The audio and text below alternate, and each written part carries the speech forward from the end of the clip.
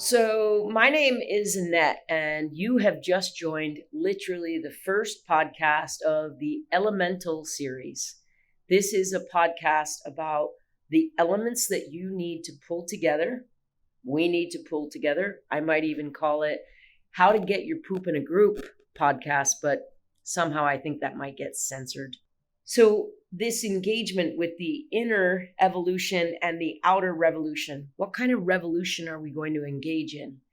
I believe that with the right tools, resources, guides, conversations, ideas, concepts, and actions, that we can start to change the world. And that change begins first with ourselves.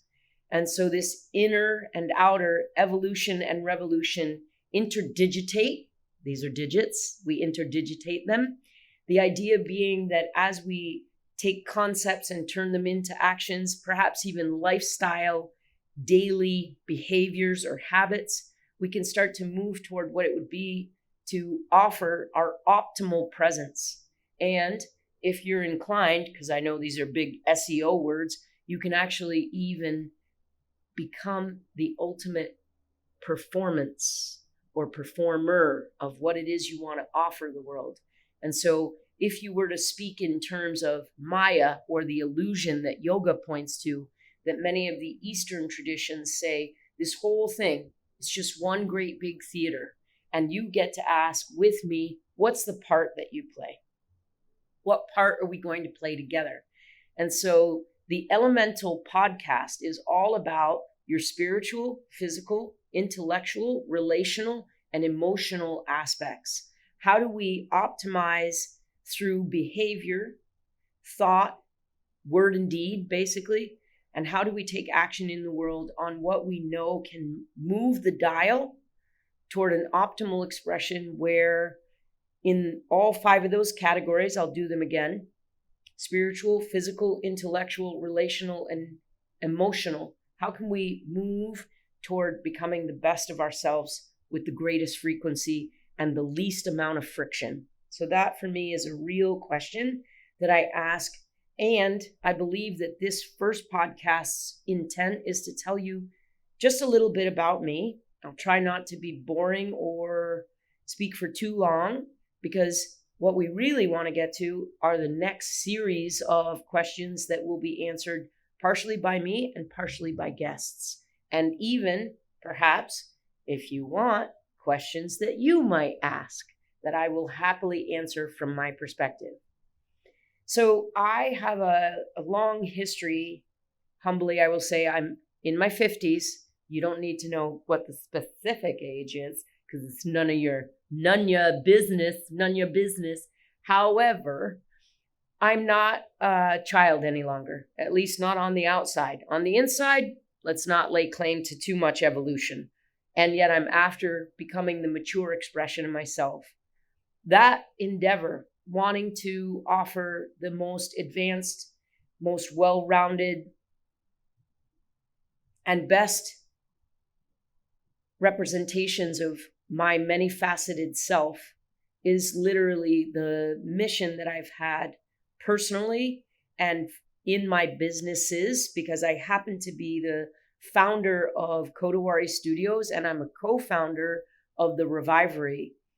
Kodawari Studios is here in Tampa, and the Revivery is about to roll out its first locations in Tampa as well. And yet, stay tuned, because you'll see us across the US. I can promise you that. With that being said, I was brought up on a dairy farm, which is a really rare and unique thing to be able to say. And I didn't know that when I was in it. We rarely know what kind of forest we're in when we're looking at our trees. However, I also was brought up in a multi-generational family. So for the vast majority of my young life, till I was 14, I shared in a large farmhouse that housed both my immediate family, my mom, my dad, my 2 brothers, and myself, but also my father's mother and my father's father. And so I had the great advantage of having my grandparents around me almost every day, all day, until I was about 14 years old. And I share this with you because again, I believe that created a foundational capacity for me to know in my bones, in an everyday way, that there were multiple people to answer what I would call the big brain question. And the big brain question is, are you there for me? I am so aware now in my 50s as to how intrinsically and elementally important it is to have people answer that question for us when we're children, when we're teens, when we're young adults, and most assuredly when we're aging adults, aging being every day of our lives. So this multi-generational family that I had, and I had my uncle who intermittently stayed with us as well, and then I had other family members that were constantly in and out of this large farmhouse, in and out of that community of love that I was brought up in. One of the many, many gifts that I also received in that setting of living on a dairy farm is that I did a lot of physical work as a kid, and I was outside a ton. And nature and being in nature was an everyday aspect of my being. And I'm going to offer you one other thing that I didn't realize that this was terribly important until much later in my life. I ate locally grown food. We grew a lot of our own food. And then in addition to that, I didn't know it was this term. I thought I was just drinking milk. What I didn't know was that I was drinking what's now called in our culture raw milk.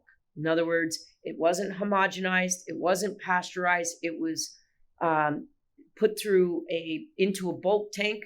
We milked about an 80 head, what's known as an 80 head herd. And so I had the great advantage of being basically from about 2 years old until I was 26 years old. I drank raw milk, non-homogenized, non-pasteurized. And I think that set me up for a lifetime of health.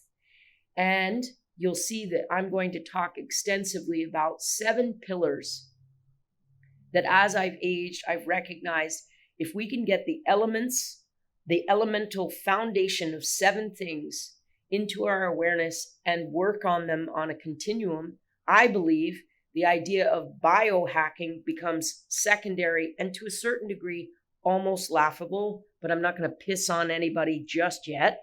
However, what are those 7 pillars and why are they important and how do they interweave? In so many ways, that's going to be the podcast on a continuum. So what's the first one? Hydration. How much water are you drinking every day? And what's in that water? Critical question. Number 2, what's your nutrition like? What are you eating? When are you eating? Why are you eating it? What color is it? Where does it come from? I have way too many questions to ask with the hopeful answers of finding certain answers together when we talk about nutrition. What's your sleep quality like? How long are you sleeping? When do you go to bed? When do you get up? Do you wear socks? Do you wear an eye mask? Do you wear, I'm going to give a shout out to Dave Asbury. Do you wear some funky ass fucking glasses before you go to bed at night? What's your bedtime routine? Lots of questions. But so far we've got 3 major pillars: hydration, nutrition, and sleep. The 4th is your movement practice. What kind of movement do you have in your body on an everyday basis? And allow me to say, I've already referenced this. There's 2 major strains in my life right now that are worth acknowledging that you're going to hear probably a lot about. I happen to teach yoga. I have been a personal trainer in the past. I've been a doula, an aromatherapist, a massage therapist, 20 years in all of those buckets. So I've helped people give birth. I've been what's known as a death doula. I've been with people while they died. I've done hospice, aromatherapy, personal training, a massage therapy, and now I'm a yoga teacher for almost 20 years as well. I own or founded a studio called Kodawari that's in Tampa, Florida. We'll talk about yoga and movement a lot, but yoga's not the answer. And it's not the answer, certainly not the answer for everyone. For some people, it's fucking golf. As long as you get out and golf, go golf. For some people, it's a walk. The other aspect that you're going to hear about that's, in my mind, a movement practice is sauna and cold plunge. These two, sauna, cold plunge as contrast therapy, was introduced to me in 2002. And I started a contrast therapy practice in 2002, y'all. I know it's really popular right now as we sit here in 2024, but I have had an active contrast therapy practice in my life alongside the movement practice. I actually think they're the same thing, for over 20 years. And so you're going to hear a lot about movement, sauna, cold plunge, and ways to keep your body moving, because I know, and science corroborates this, that movement equals intelligence. And intelligence to me equals discernment and the application of skillful means. And you're going to hear tons and tons about how it is we become more intelligent, and not just intellectually, emotionally, relationally, physically, and spiritually. How do we continue to push the boundary of where we are now in a healthy way to be more inclusive and ultimately kinder? Because kindness itself is a type of intelligence. So our 4 pillars so far: hydration, nutrition, sleep, and now movement. And then we'll get to nature, time in nature. Once again, we'll have lots of conversation around things like forest bathing. And if you're like, forest bathing, WTF, what is forest bathing? I'll tell you about it, but not today. But the idea that you get out into nature, sunlight exposure, when do you get it? How much do you need? Why do you need it in the first place? What does it do for you? How does it tie into your endocrine system? Hopefully we'll have lots of conversation that'll be meaningful to you around that. Now, the next pillar is community. Go where you're celebrated and not tolerated. This is an endeavor to create what's known in spiritual communities as a sangha.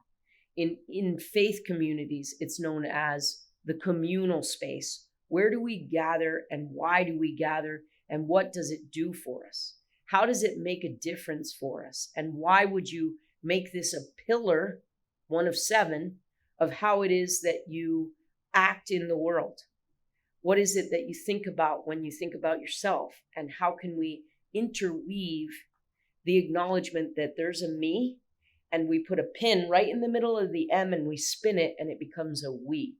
How do we move away from what I would call herd mentality, which is unquestioningly following the common trends, toward the revolution and evolution of becoming hive-minded? Where do we go to move toward the understanding of the importance of the unique and authentic thing that I am? And how do we step into community in such a way that the unique and wonderful and authentic thing that I am gets fed, and in turn, this individual me feeds the collective we? This is a pillar of behavior, thought, and action. And then finally, we come to the 7th pillar. And that 7th pillar would be mindfulness. How do we become more awake and aware and present in the now, not the past, which cannot be changed, and the future, which you cannot control, but rather the right now? How do you become mindfully present in this time and space? And how do we, from all the prior 6, roll up the capacity to be in that spire: spiritual, physical, intellectual, relational, and emotional level of health that allows you to be discerning and skillful in the means of application? So I'm going to do it one more time, simply because repetition is how people learn. The 7 pillars that we will discuss as part of the Elemental podcast series is hydration, nutrition, sleep, movement, community, nature, and mindfulness. So these 7 pillars we'll talk about, and why, and I'm trying to answer it for you. Why am I Why do I feel so braggadocious about being the person that actually has some of these answers? Let's call it answers or guidelines for you to potentially adopt. You can do whatever you want with whatever I say. If you want to pick it up, great. If you want to discard it, that's equally also. You always have permission, get ready, to do less of something, more of something, or none of something, as I might offer it to you. Because if it fits, fucking wear it. And if it don't, discard it. That's fine. I don't have an attachment to it. And yet I'll offer the best of what I know with the greatest amount of science behind it that I can gather. Now, as I mentioned, I came out of a dairy farm family. I then was really fortunate to be able to go to college, and I went to college and studied a double major of English and philosophy. And this only becomes important because I then was again afforded the ability to go on to get a master's degree, which I did in modern literature and critical theory, theory and practice. Let's do that one again. Modern literature, critical theory, theory in practice. So what does this mean? I love fucking stories. That's what it means. And I love understanding why stories are an effort that's so universal to humanity. It's really interesting to me in a bone-knowing way. What's the story that we tell one another? What's the story we tell about ourselves? What's the story we tell about our collective being? And so while I have some fancy degrees, they literally are in storytelling. It's my hope that the stories that we get to tell with and for and alongside one another create meaning. Now, after I left college, I had finished and finalized my master's degree. I have been very fortunate to have many titles. And I went and worked for a corporate entity for about 5 years, and I had one of the coolest jobs on the planet. I was a Guinness draft specialist for 5 years. Now, yes, it's true. Part of what I did was drive around most of Florida and drink beer. Somebody's going to be like, Amiga, that sounds like oh no. What I did was I drank approximately an ounce wherever I went to taste the beer so that I could see, and it gets really complex and I'm not going to bore you with it, but I was responsible for understanding FIFO, first in, first out. How was the keg that's sitting in some bar in the middle of Florida, how was that handled at the distributor end of the business pipeline? Did it go in, first out? In other words, was their stock rotated properly? Boring, and it matters. I wanted to know, does the beer taste like it came out of a beer clean glass? How was the spigot, the spout, the beer lines? What was the temperature of the beer? So literally I ran around with a thermometer, no shit, yo, and put it into beer and tested what was the temperature, how thick was the head, what was the bubble size, what kind of presentation did the beer make, what did it taste like, could the staff pour the beer? So I got to educate staff, educate retailers, educate distributors. I got to ride with sales guys. I have so many stories from that 5 years of working for Guinness that it's ridiculous.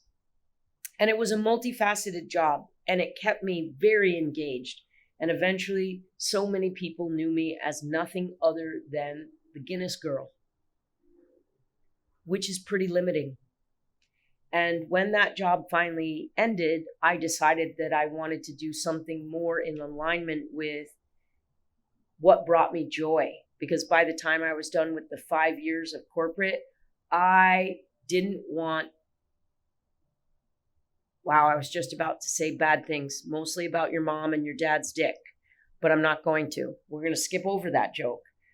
And we're going to move to the corporate life really made me fat and unhappy and ridiculously unhealthy. And as a result, I decided, and that was 2001. And of course, this was a critical time in our nation. Unfortunately, September 11th happened, and I was just finishing my employment with Guinness, and it was a very tumultuous time for me, for our nation.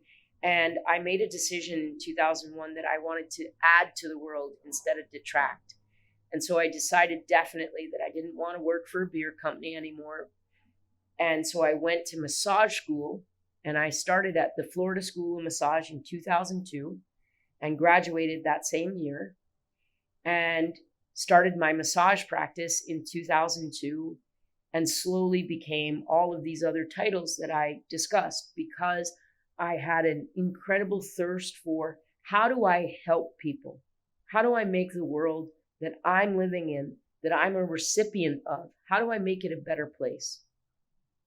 So for the next 22 years, I started to pull together from everywhere I could possibly think of, what are tools, what are resources, what are skills, what are things that are going to empower me to help other people? And so my journey has been, I help people give birth. I was there to help people make the transition into dying. I studied plants and plant medicine, aromatherapy. I have done personal training. I opened a gym in Gainesville with some buddies of mine. That gym was called Go Primal, and this was just when CrossFit was exploding into the fitness world, and functional movement has been a passion of mine since before then, but certainly after that. And while currently I am a CrossFitter, I still move out beyond CrossFit into more functional things like the WEC method, and I can point to a bunch of people that go further than CrossFit does to make a well-rounded physical human. And that's terribly important to me. So you're going to hear lots about physicality and what real health is. And generally, it isn't becoming the prettiest person in the room. I just want to give you a heads up. Vitality and health is hardly gauged by how well you take a picture. Because if that was the gauge, I don't know about you, but I ain't exactly the most photogenic person. But you want to go through a day where vitality, health, and radiance are a part of what we're doing? I got you, boo. So I went on to study trauma, and that's where what I believe is the trajectory that I'll be on for the rest of my life, neurobiology and trauma. And that's now what I study on an everyday basis. And I look for ways to help people understand what we will call their origin story. What was the environment in which you grew up? What literally happened for you? And equally super valuable question, what didn't happen for you? And when we pause long enough to sit in one another's company to ask these real questions, we can start to answer, how do we do this inner evolution, and how do we engage in outer revolution? How do we change the world through how we are? And so now for me, the conversation is stretching into all of those 7 experiences or elemental foundational principles that I discussed earlier, that come through the 5 facets of what I believe it is to be a human. And so allow me to say, I'll back up just enough to revisit, how did I get into yoga? I'm going to keep it relatively brief, but it began actually while I was working for Guinness. And I was on a flight to New York City, and I read In-Flight magazine, and it was talking about Bikram Choudhury's rave of his practice and how it was taking over the United States. I opted to go to a class in New York City, and it was a damn disaster, because I'm really, here's a surprise, chatty and conversational, and I'm in New York City in a women's locker room, naked as a jaybird, because I couldn't give a shit about being naked, especially in the right setting. Like a bunch of women, who cares? I got all the same bits you do. It's just arranged a little bit differently. And so I'm talking to people, and they're like giving me the side eye, like, lady, I don't know you, don't talk to me. And then we go into this small, sweaty, hot room with a carpet And we did this practice, and for the first time in years, I was reminded of how much I loved to move. And that was in 2000 or 1990. No, it was even earlier than that. Yeah, 99. And my yoga practice began in 1999 with a shitty experience in New York City with a stinky ass carpet in the Bikram series. Over the next 10 years, I adopted Vinyasa, Ashtanga, and I've even practiced Kundalini. Oh my God. With all this being said, by the time we get to 2013, I started to teach teachers. And so I have this long, what I think is long now, and I hope it gets longer. And there's a dick joke in there. Don't tell anybody. But the idea that my practice started truly in depth when I started to teach other people, because it asked me the question, what is yoga? And how is yoga involved in optimizing our state of being, our awareness, and again, that spiritual, physical, intellectual, relational, and emotional balance that we seek. And since that time, as a teacher of teachers, I am now in the process of developing what I'm going to call the Revivery method. This is the sauna and cold plunge contrast therapy that we practice currently at Kodawari and are about to roll out through the franchise opportunity of Revivery. And this method involves using the hot and the cold of the contrast, breath work, meditation, and conversation in community. And these things all come together to allow not just me, but the people that are engaged in it to begin to actualize and optimize what it is to be alive.